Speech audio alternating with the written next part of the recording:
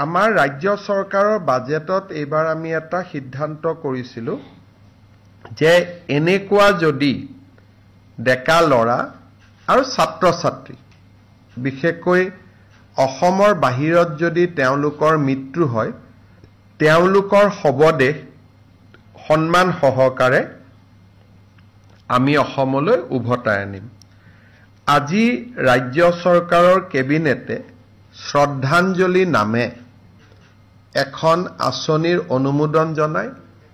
এই আঁচনিখনৰ দ্বাৰা অসমৰ বাহিৰত কাম কৰিবলৈ যোৱা যুৱক যুৱতী অথবা ছাত্ৰ ছাত্ৰীসকলৰ মৃত্যু হ'লে তেওঁলোকৰ মৃতদেহ সন্মান সহকাৰে ৰাজ্য চৰকাৰৰ খৰচত উভতাই লৈ অহা হ'ব।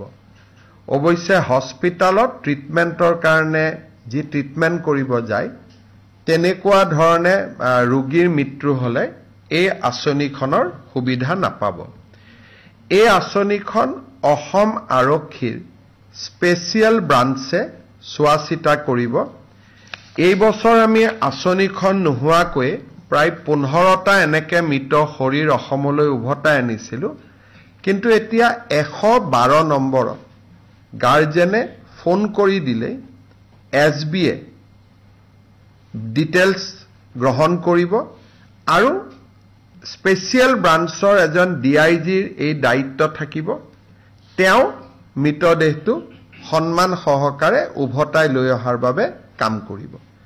এই শ্ৰদ্ধাঞ্জলি নামৰ আঁচনিখন যিখন আমি অসম চৰকাৰৰ এই বছৰৰ বাজেটত আমি উল্লেখ কৰিছিলোঁ তাক আজি কেবিনেটে অনুমোদন জনায়।